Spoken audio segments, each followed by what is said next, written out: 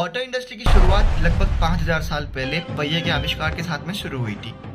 अब पहिए की इस वाली खोज के बाद में इंसान का दिमाग शांत तो नहीं बैठा, इससे और भी ज्यादा आविष्कार करे हम लोगों ने। हजारों सालों तक ये वाला प्रोसेस जो है वो चलता रहा। इंसान जो है वो अलग अलग तरीके से पहिए को यूज भी करता रहा। फिर 19वीं सदी के अंत तक आईसी इंजन की खोज करी, जो कि फिर से एक बहुत बड़ा टर्निंग पॉइंट साबित हुई ऑटो इंडस्ट्री का। अब ये खोज जो है वो आज तक बहुत ज्यादा कारगर साबित हुई है और हम इनको हर तरीके में यूज करते हैं, चाहे ट्रेन हो चाहे गाड़ियां हो, जो कि हमारी डे टू डे लाइफ में बहुत ज्यादा हमारी मदद करती है और हमारी बहुत सारी प्रॉब्लम्स जो है उनको भी सॉल्व करने का काम करती है। लेकिन किंतु परंतु ये आज भी हमारी सारी प्रॉब्लम को सुलझा नहीं सकी है, या फिर मैं डायरेक्टली कहूँ तो ये आज हमारे सामने सबसे बड़ी प्रॉब्लम बनकर खड़ी हो चुकी है। Pollution less vehicles, pollution less environment and everything. Reality जो है वो उससे थोड़ी सी दूर है। दुनिया में होने वाले 100% पॉल्यूशन का लगभग सबसे बड़ा हिस्सा जो है वो ये ऑटो इंडस्ट्री रखती है। चाहे मैन्युफैक्चरिंग हो गया या फिर आपकी day to day life uses हो गई, हर जगह से पॉल्यूशन होता है और ये हमारे एनवायरनमेंट को बहुत ज्यादा नुकसान पहुंचाता है। अब इसके लिए इंसान नए नए तरीके तो खोज ही रहा है, जैसे कि इलेक्ट्रिक कार को डेवलप करना, हाइड्रोजन कार को डेवलप करना, और वो कहीं ना कहीं पॉसिबल भी होता नजर आ रहा है। लेकिन एक और तरीका है जिसमें इंसानों ने बहुत ही ज्यादा तरक्की कर ली है और वो ऑटो इंडस्ट्री को और बूम पर ले जा सकता है, लेकिन उसके बारे में आजकल ज्यादा बात नहीं होती, और ये चीज है nano technology in automobile industry. Nano technology के साथ में ऐसा है कि भाई ये कोई नई तरीके की कार बनाने की बात तो नहीं कर रहे, ऐसा भी नहीं कह रहे कि भाई हम हाइड्रोकार्बन फ्यूल्स की जगह पर इलेक्ट्रिसिटी या फिर हाइड्रोजन वगैरह या फिर कोई किसी और तरीके का फ्यूल यूज करेंगे। नहीं, ये आज जो हमारी मॉडर्न कार्स वगैरह चल रही है इनको इन्वेंशन की मदद से और ज्यादा बेटर बनाने की ये बात कर रहे हैं। अब वो सारी चीजें सब कैसे हैं, चलिए वो वाली डिस्कस करते हैं। वैसे बहुत ज्यादा बेसिक हो गया आज इस वीडियो में।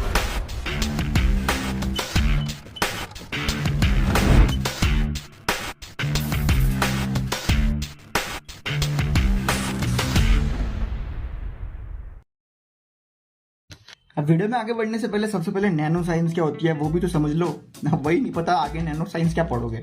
देखो, हम साइंस को ना अलग अलग पार्ट्स के अंदर डिवाइड कर पढ़ते हैं। अब आपके दिमाग में ख्याल आ रहा होगा फिजिक्स, केमिस्ट्री, मैथ्स, बायोलॉजी का।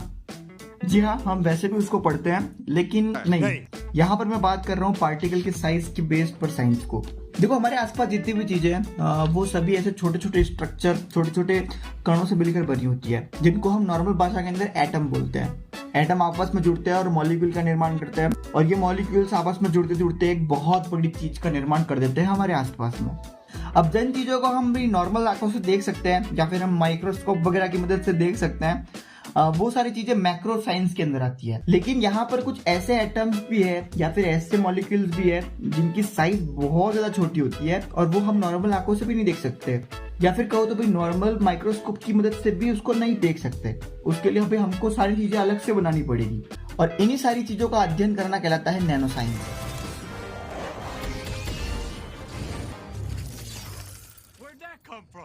अब मैक्रो पार्टिकल्स जो है उनसे करीबन 1000 गुना छोटे होते हैं नैनो पार्टिकल्स।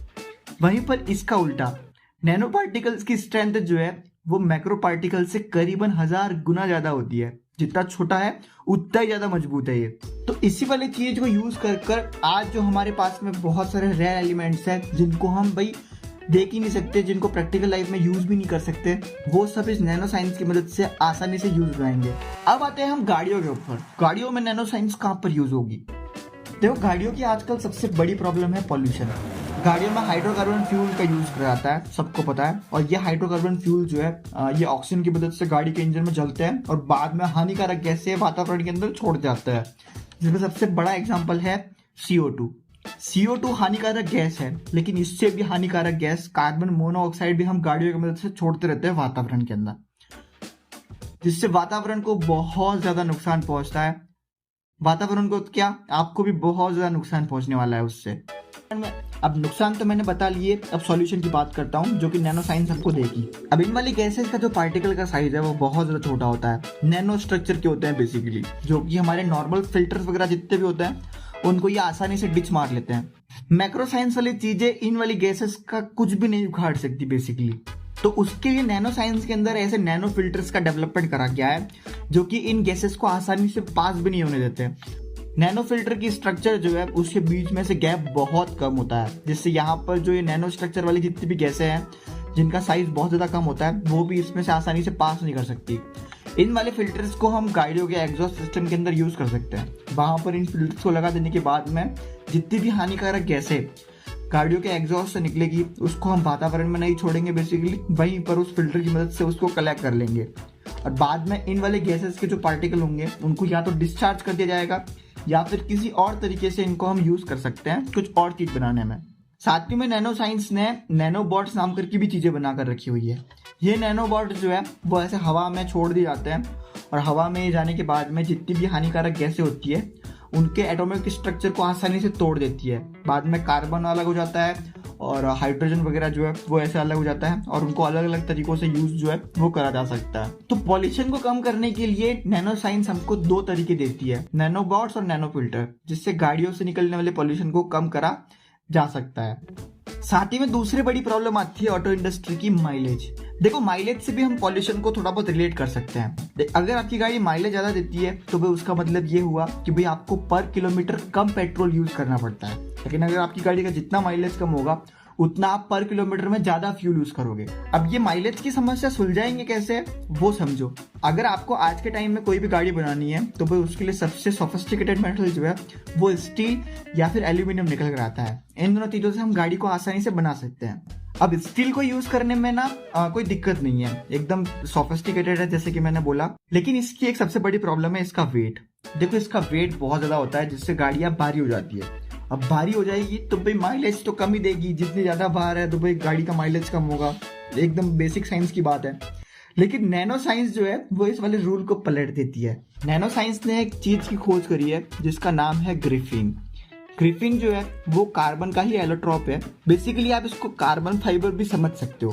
कार्बन फाइबर जो है वो उसकी स्ट्रेंथ ज्यादा होती है और वेट वगैरह भी उसका हल्का होता है, तो भाई वही कार्बन फाइबर का ही एक और नया प्रारूप कह सकते हो, नया मॉडल कह सकते हो, जो कि है ग्रिफिन, जिससे हम आने वाले टाइम में इंजन वगैरह और गाड़ी की स्ट्रक्चर जो है बॉडी वगैरह उसको बनाने में यूज कर सकते हैं। अब जैसा कि मैंने बताया कि भाई ग्रिफिन नैनो स्ट्रक्चर का है तो भाई उसकी साइज तो छोटी होगी, मैं एटम की बात कर रहा हूँ बेसिकली, और उसकी डेंसिटी जो है वो भी ज़्यादा होगी, जिससे गाड़ी की स्ट्रेंथ बढ़ेगी और वजन में ये बहुत ज़्यादा हल्का होगा। तो भाई यहाँ पर गाड़ियाँ जो है वो हल्की निकल कर आएगी। हल्की गाड़ियाँ होने की वजह से यहाँ पर गाड़ियों का माइलेज जो है वो ज़्यादा निकल कर आ सकता है। साथ ही में स्टील और इन सब चीज़ों से मैं स्ट्रेंथ वगैरह को अगर आप देखो तो भाई स्ट्रेंथ बहुत ज़्यादा हो जाएगी और हम गाड़ियों में जो बेसिकली आजकल एक्सीडेंट्स वगैरह होते हैं उनमें हम सेफ्टी भी अच्छी खासी लगा पाएंगे। गाड़ियों में जो आग लगने का भी खतरा होता है, इंजन के अंदर ऐसे ब्लास्ट हो जाते हैं कभी कभी इंजन, वो वाली समस्या जो है वो भी इनसे दूर हो जाने वाली है। ग्रिफिन का एक और यूज हो सकता है हाइड्रोजन कार्स के अंदर। देखो हाइड्रोजन कार की आज सबसे बड़ी प्रॉब्लम जो है वो हाइड्रोजन को स्टोर करना है।